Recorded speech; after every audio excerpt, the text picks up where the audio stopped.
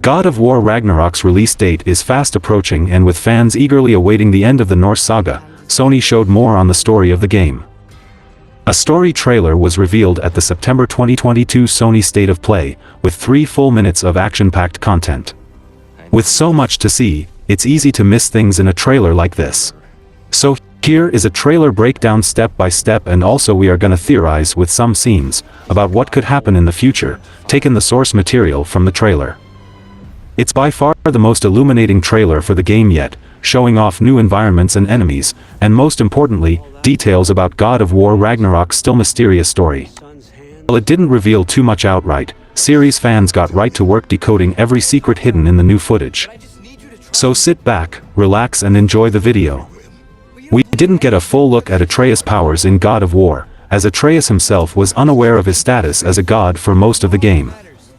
It is very likely that we see more of what Atreus is capable of, and with a father like Kratos and a giant mother Freya, he's sure to be full of immense power, knowledge and wisdom. This scene is a reminiscence of Kratos touching the tree in the prequel, for Freya's pyre made by herself. The tree glows when Atreus touching the tree in Midgard, seeming to be indicating that he could be accessing some kind of information left by his mother. Or he could be contacting Freya through some high-dimensional means. As Atreus is a half-giant, he also could see through the future for a certain extent. In the next shot we see Kratos dropping his blades of chaos and the Leviathan axe and Freya's ash pouch. In this scene Kratos seems to be in a state of where he lost everything and he's exhausted. This may be due to Atreus taken by someone, or he must have done a terrible thing where he regretted doing that. One of the biggest talking points about 2018's God of War was seeing how much Kratos grew throughout the course of the game. He went from putting absolutely no faith in his son to regarding him as a worthy god, capable of doing good and breaking the cycle of death that has followed him from Greece. The State of Play trailer for God of War Ragnarok showed an interaction between Kratos and Atreus, which confirmed that Atreus will be the one calling the shots and guiding Kratos through the story. There are many reasons why Atreus is taking the lead in this game. He could have knowledge of certain things that need to be done in order to kickstart Ragnarok and is asking for his father's trust to see this through. Another reason could be that he is being manipulated by Odin, who is shown arriving at Kratos' door in the trailer. This figure speaks a few different times throughout the video, at one point uttering, "You don't want war, do you, Kratos?" This figure could be Odin himself. His introduction mimics that of Thor's in the previous game, and his dialogue suggests that he holds some sort of power the lands of the Norse gods. The most likely reason, however, is that he is being guided by Angrboda, the last giant, as she yearns for revenge after what Thor and Odin did to her people. Which would also explain why the wolves are siding with the duo. God of War 2018 began with Kratos' big secret, basically everything that happened in his Greek saga past, being revealed to his son, and now it's Atreus who has something to hide. The very first words spoken in the trailer are Atreus saying, "Everyone keeps secrets." That's accompanied by a shot of Atreus touching a tree, which emits a strange white glow. Later in the trailer, Atreus examines murals that depict a prophecy and answers the door for a stranger cloaked in shadow. That stranger is almost certainly Odin. Odin is tied to magic and divination in Norse mythology, so it's possible he set Atreus on the path of a prophecy or even granted him the ability to read prophetic signs himself. In the same sequence, we see Atreus looking at a small artifact, similar to one from the previous trailer, that's likely tied to another mystery. This may have been a gift from Odin as well. Whether or not Odin gave the artifact to Atreus, it's something else he seems to be hiding. If Atreus' abilities and this strange gift are tied to Odin, that's reason enough to keep them secret from Kratos. Given killing gods is kind of Kratos' whole thing, learning his son is being influenced by one could ruin their still fragile relationship. Kratos also speaks against the entire idea of fate in the trailer, so Atreus could be hiding his intention to enact a prophecy. It's also possible there's a deeper secret here that would endanger Kratos if he knew, or Odin could have told Atreus as much to deceive him. So while we don't know the details, it's likely Atreus is hiding the fact that Odin granted him some power or knowledge related to prophecy, believing that he's keeping Kratos safe. God of War Ragnarok's trailer reveals that Tyr will figure prominently in the action. Mentioned but never seen in the previous game, Tyr is believed dead, but in fact he has been imprisoned by the All-Father, Odin. and Kratos and Atreus will seek him out and enlist his aid in their campaign to avert Ragnarok and the destruction of the 9 realms and their inhabitants. The question remains, however, if these two gods of war, both of them hugely powerful but very different in their actions and outlooks, based on Kratos' depiction throughout the series so far, can cooperate successfully and prevent Armageddon from coming, and, as the God of War Ragnarok's trailer suggests, if the game might require an alternative timeline to make it all happen. He is the God of war but also of law and honor and, paradoxically, a pacifist, a tendency that gets Tyr into trouble with the Allfather. A scheming wretch determined to hold on to power at any cost, Odin imprisons Fenrir, a giant wolf destined to kill him during Ragnarok. The only god whom Fenrir trusts is Tyr, because Tyr is kind and feeds him, but when Odin binds him in an unbreakable chain, Fenrir bites off Tyr's hand. Later, Tyr offers to broker a peace in the ongoing conflict between Odin and the giants of Jotunheim, only to have Odin pull a fast one and massacre the giants, another attempt to fend off Ragnarok. Feeling betrayed, Tyr protests and Odin locks him away, telling the world that Tyr has died. In the God of War Ragnarok trailer, Kratos and Atreus find Tyr in this state. The trailer shows Kratos breaking the chains that hold the beleaguered Tyr. Curiously, though, Tyr is shown with both hands, despite having lost one of them to the wolf Fenrir. This obvious departure from Norse canon suggests an alternate timeline, one in which Tyr has yet to encounter Fenrir. Later in the trailer, Atreus and Kratos are seen standing before a glyph depicting a god, either Tyr or Odin, fleeing a giant wolf, further suggesting that this encounter, which, according to myth, occurred prior to Tyr's imprisonment, will, in game time, occur afterward. There will be time travel in God of War Ragnarok's story.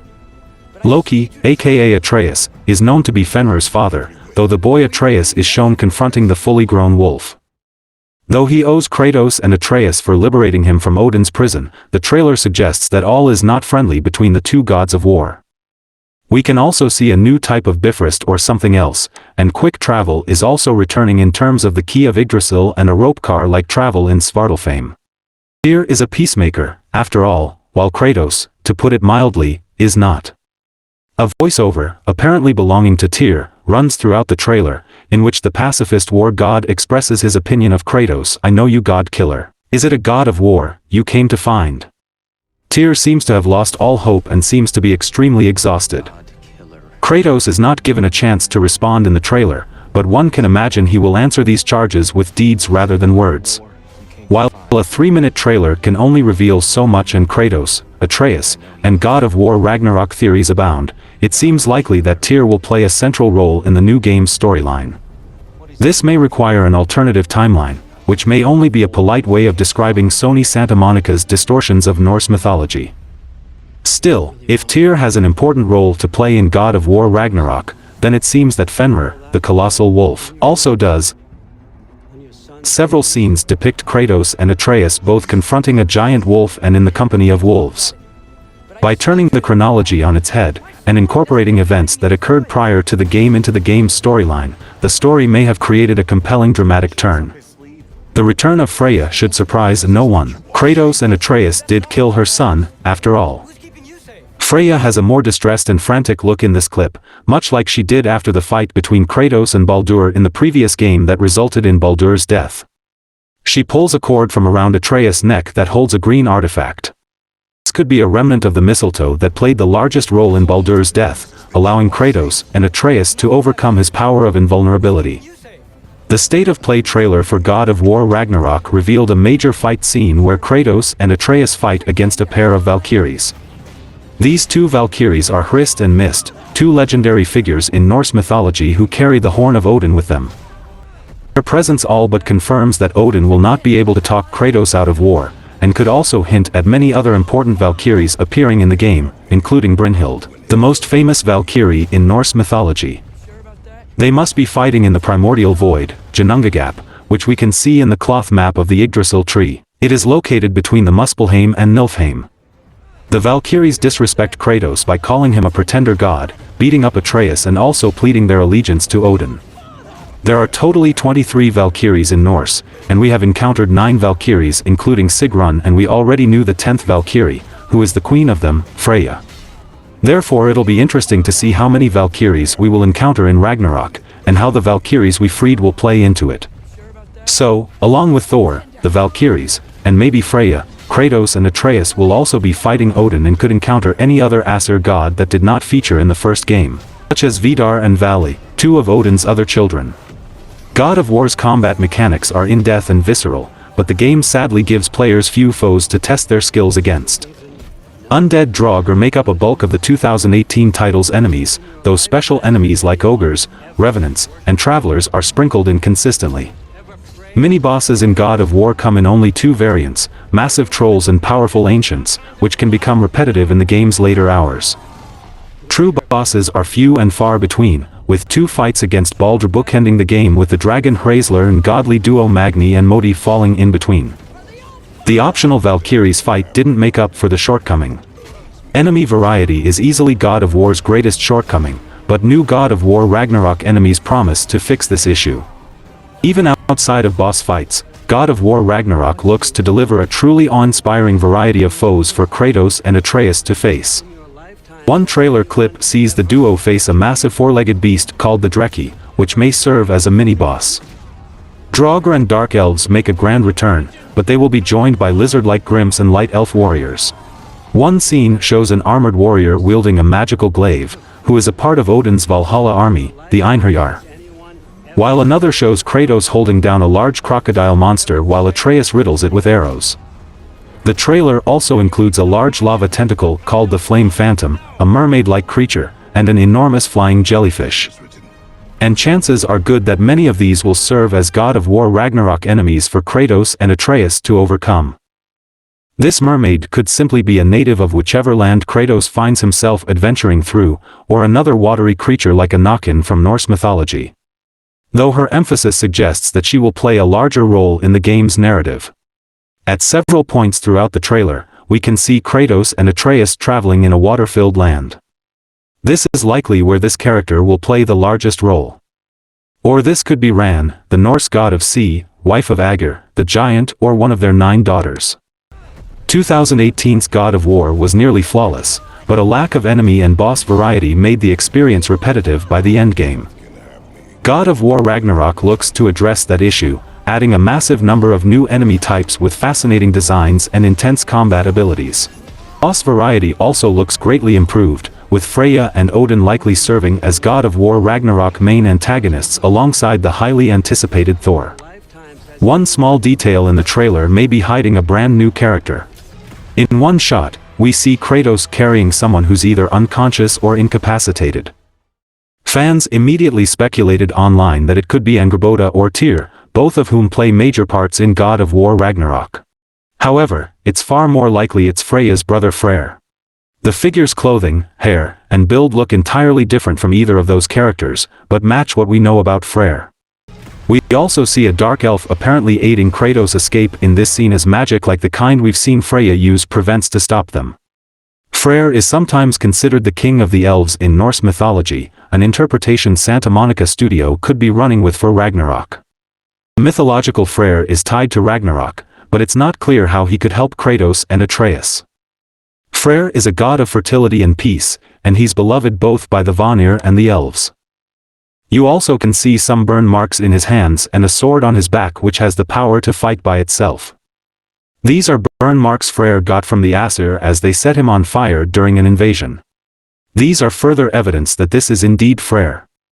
If you know one big-ass wolf from Norse mythology, it's probably Fenrir. Destined to kill Odin during Ragnarok, he's a figure of hatred and fear among the gods. Incidentally, he's also the son of Loki and Angrboda, which suggests there will be some major timeline hijacks in Ragnarok. Fenrir had 2 sons himself, Skoll and Hati. These giant wolves chase the sun and moon around Earth, and they're prophesied to catch them at the start of Ragnarok. We've already seen Atreus holding a stone with the name Hati etched in it in a previous trailer. The stone Atreus holds in the new trailer is its companion, inscribed with the name of Skoll. Atreus is clearly commanding one of the wolves to chase the sun in the new trailer, so it's entirely possible these artifacts let him do that. The question then becomes, why is Odin trying to start Ragnarok? Unless he intends to be devoured by Fenrir, there must be some way in which kicking off the apocalypse benefits him. Odin possesses all kinds of occult knowledge, so there's really no telling how convoluted his plan may be, if he is in fact behind Atreus unleashing the wolves. In Norse mythology, Loki is a half-blood brother to Odin. So, there may be Atreus made a blood oath to Odin similar to Kratos making a blood oath to Ares. Apart from Angrboda, who was revealed in a previous trailer, and is historically the wife of Loki, Kratos and Atreus seem to have many more allies in God of War Ragnarok than they did in the previous game. Tyr, the Norse god of war, will be helping Kratos and Atreus after they free him from the prison that Odin threw him into, and will prove to be a valuable resource of knowledge.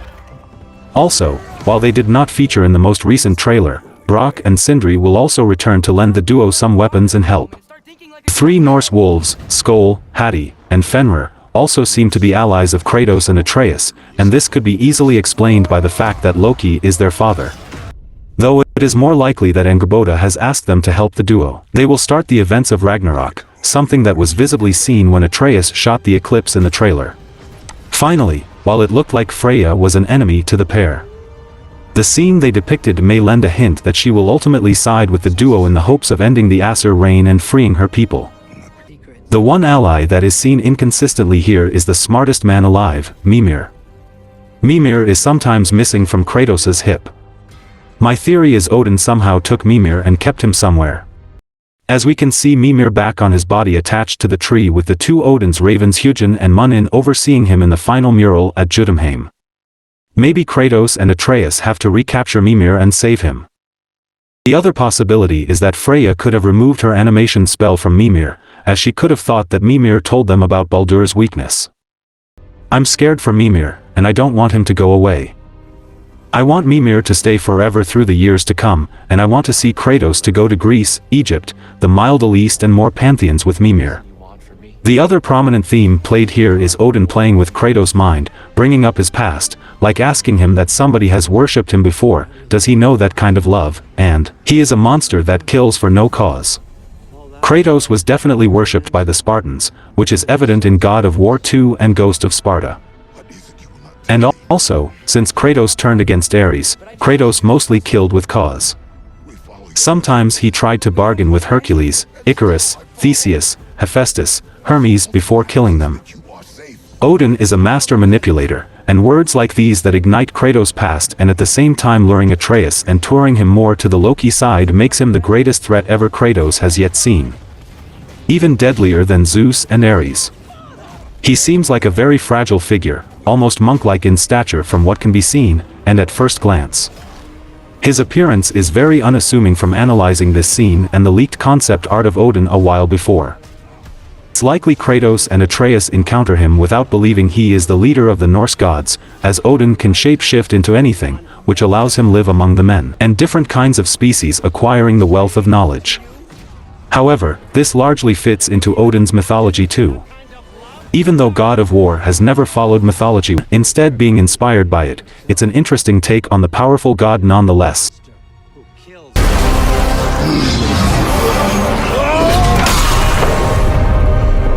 We will make our own destiny. The highlight pop of the trailer was the ending, in which Kratos is knocked back and slides on the frozen ground. The camera turns to reveal that his opponent is Thor, one of the main antagonists that players will be able to fight against in God of War Ragnarok.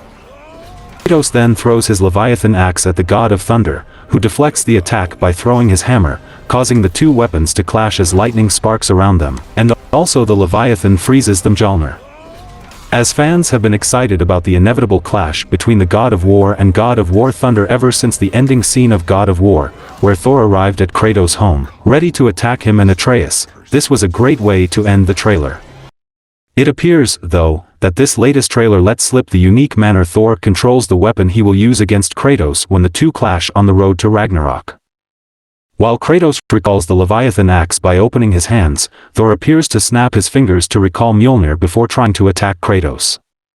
My theory is that this fight takes place at the beginning, as Kratos doesn't have the Blades of Chaos and Mimir and Atreus with him. They could be at their hut, and this could be the right time for the All-Father to visit Atreus, while Thor keeps Kratos busy. It is made clear through the various Jotnar shrines and Mimir's stories this version of Thor is equally arrogant and violent given his path of carnage against the Jotnar using Mjolnir. His wrath isn't restricted to his enemies, as his son Modi learned that after his altercation with Kratos alongside his brother Magni, which results in Modi facing his father's wrath. It would stand to reason that, given his apparent arrogance, Thor's use of Mjolnir would reflect this while locked in battle with Kratos. It can also lend itself to players who may argue Thor will be more important to the game's overall story compared to the king of Asgard himself, Odin. On the one hand, it is not an unfounded argument as Thor appears to have a more active part in the story while Odin will operate behind the scenes. However, Odin is integral to Ragnarok and, depending on how events in the upcoming game unfold, can easily see him supplant anyone else across the 9 realms in terms of overall importance. Ultimately, it is one small piece of speculation from a trailer teasing a truly epic experience waiting for Kratos and Atreus at the end of Fimbulwinter. Santa Monica Studios doesn't appear to be holding back for its next game, diving deep into Norse mythology to ensure the game lives up to its title. With its recently released story trailer, the hype for God of War Ragnarok is at an all-time high. Viewers were treated to snippets of new locales, characters, and pieces of dialogue. Speaking of murals, we can see 2 important murals in this trailer. One is the golden one that features different kinds of soldiers from several realms, with a big central figure leading them to battle. But, as the scene progresses, we can see those murals disappearing, as though something was changed by Team Kratos, maybe stopping the Great War of Ragnarok or maybe deriving a different outcome. On that account, Kratos and the Allfather may agree with each other. The other mural we see, there is the world tree Yggdrasil, where Alfheim, Jotunheim and Midgard was crossed out by someone, and we see Tyr opening a door. Then traveling somewhere with Skoll and Hati. And there is a flooded land shown, which could be Jotunheim or is that Greece? Greece was also flooded after the death of Poseidon, so are we going back to Greece? Or it could indicate the aftermath of Ragnarok showing a volcanic eruption or flooding of the 9 realms with destruction, or it could be Ymir's blood running through the veins of Jotunheim. There are tons and tons of information in this single mural alone to unpack and speculate. There wasn't a lot in the trailer that would spoil the upcoming game, but there was just enough in it to get people excited for Kratos and Atreus' return.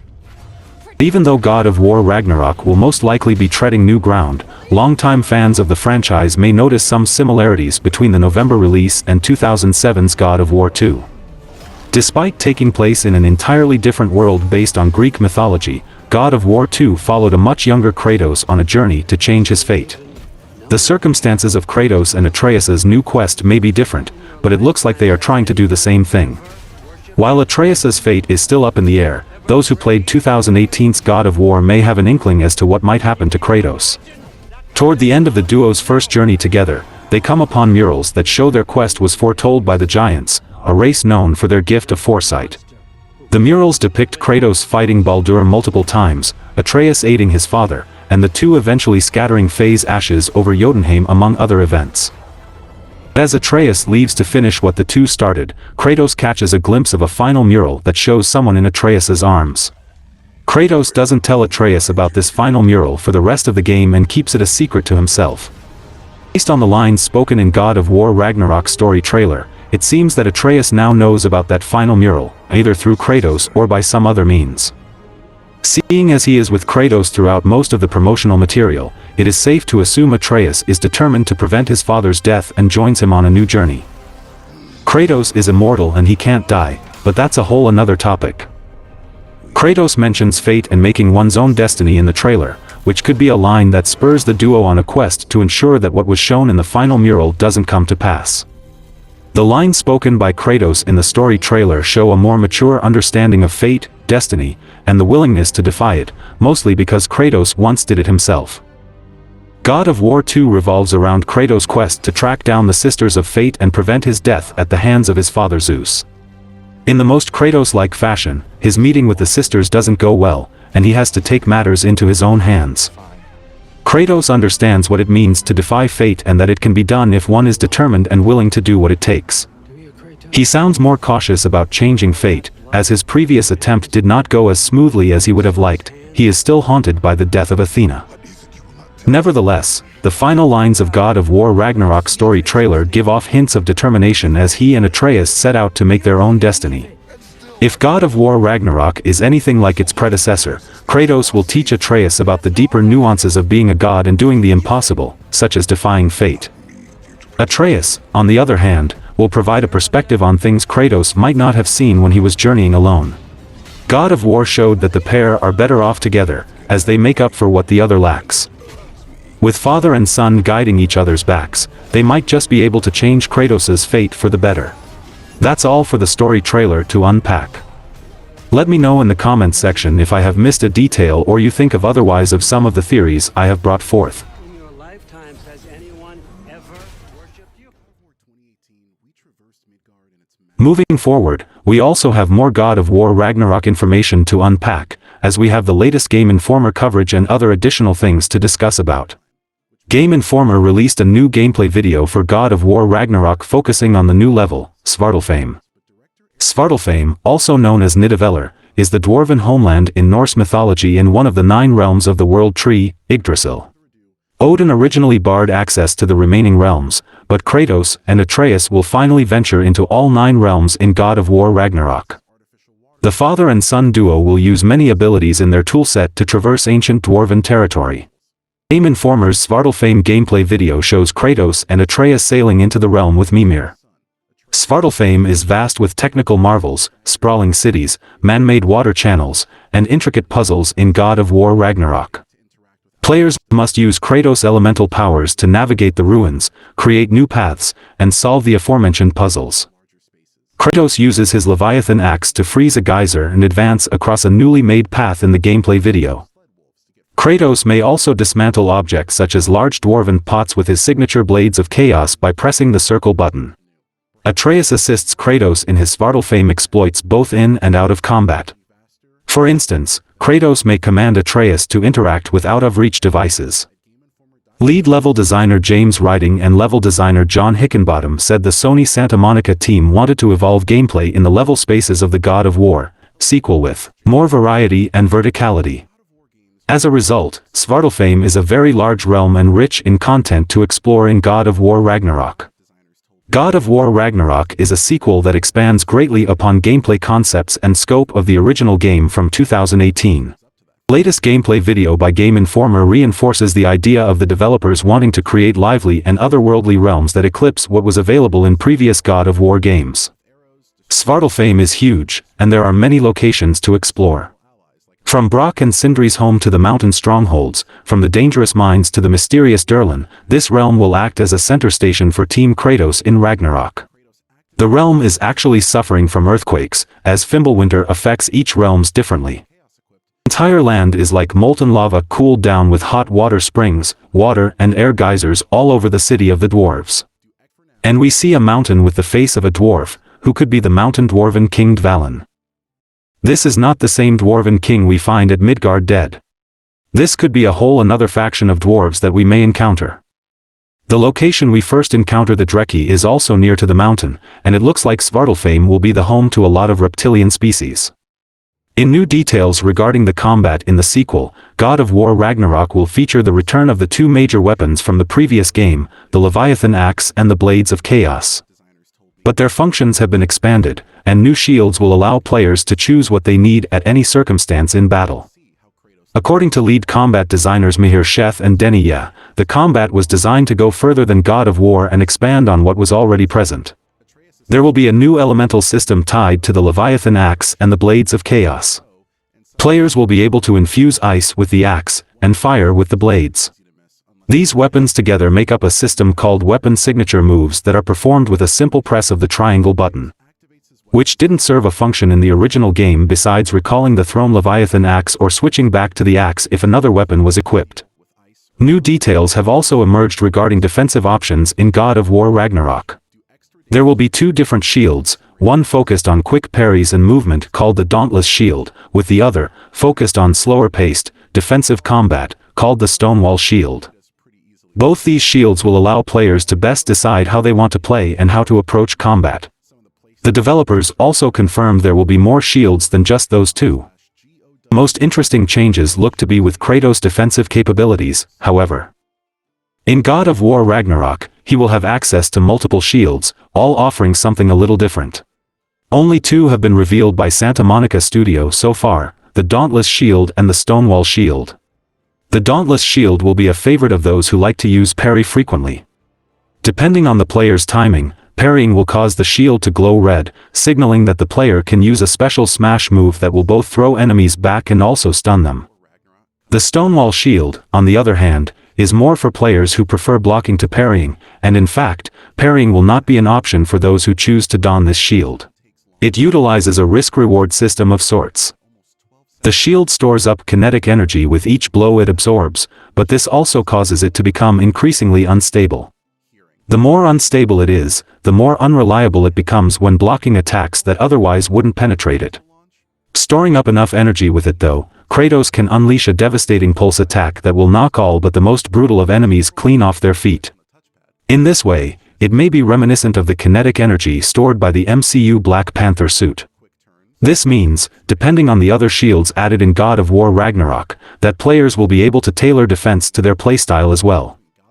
Fans know what to generally expect from offense, whatever Santa Monica reveals, but defense will be the real wild card in the upcoming game.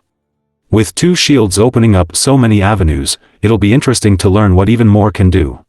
Sony Santa Monica's lead combat designers Mihir Sheth and Denny Ye play a key role in developing God of War Ragnarok's combat, and the current God of War series follows an old studio motto, playing with your food.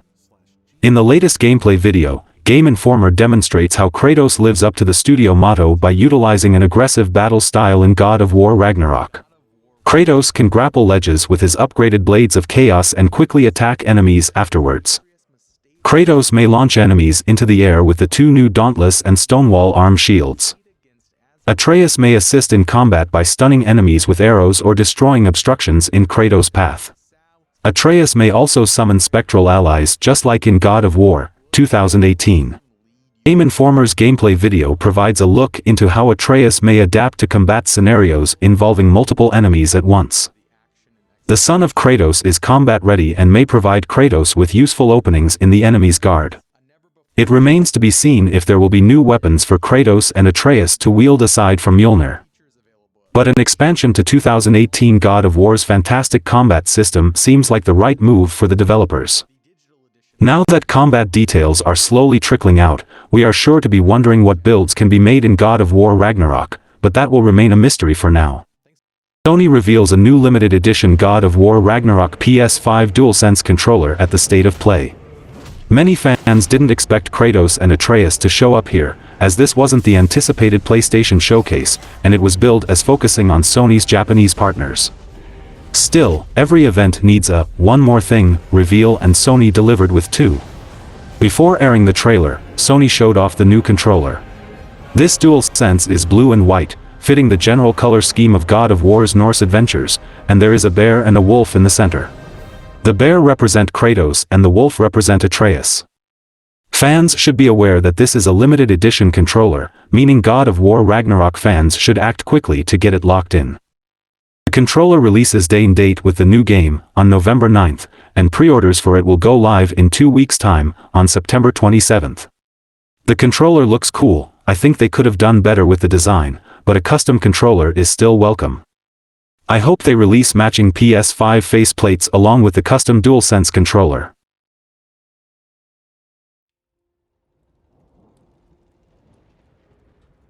After 4 long years, the end is finally near as God of War Ragnarok rapidly approaches.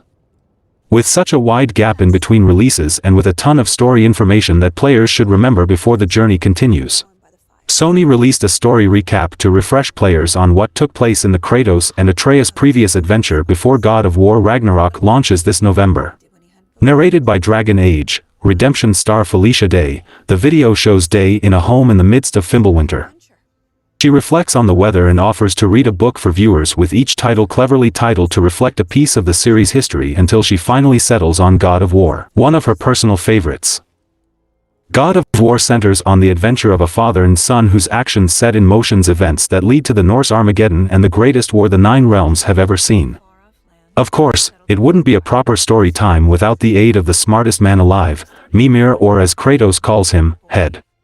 Early on in Day's narration, Mimir hijacks her recap of the story by going into details about his previous life and the events that led him to being imprisoned before Kratos and Atreus find him. For a floating head, the former advisor of Odin turned prisoner became a staple and a balancing force between the dynamic of father and son as they embarked on a journey of battling gods and forming bonds. As Day's recap of the previous game comes to a close, Mimir urges her to continue the story until the outside world warns her to think otherwise. There are a ton of Easter eggs in this recap story video. From the Horn of Heimdall to the Bifrost that looks red and the various books that are stacked, including the one mentioning the boat captain and the key to buried treasures.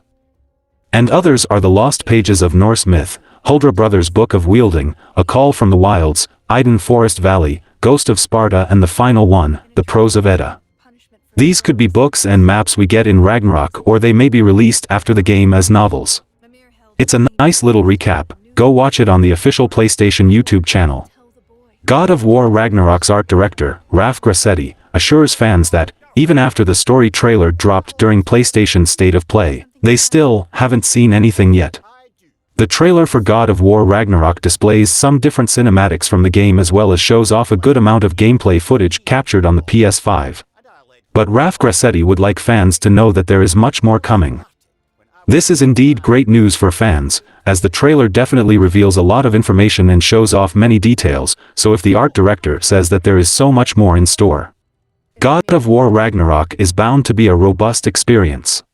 Throughout the year, as more details about God of War Ragnarok have been announced, the excitement and enthusiasm that fans have been feeling have been rising. 2018's God of War served as a turning point for the long-standing series, for multiple reasons, with this recap highlighting the success. 2018's God of War served as a turning point for the long-standing series, for multiple reasons, with this recap highlighting the success in the game's storytelling. With the end rapidly approaching, there is still plenty of time to experience one of the greatest games of all time before God of War Ragnarok arrives later this year. God of War Ragnarok is the most graphically impressive game I've ever seen, with phenomenal art style, diverse locations, set pieces and the particle effects in the space scene and the cutscenes during the eclipse and the animations and impact of each hit. I got emotional seeing that trailer, from goosebumps to tears, and November 9th can't come soon enough. And that's all for the video, guys. Like and share the video for a greater audience. Comment your thoughts on the topics and donations are always appreciated. Subscribe to the channel and click the bell icon, and until then from SMPV, it's goodbye.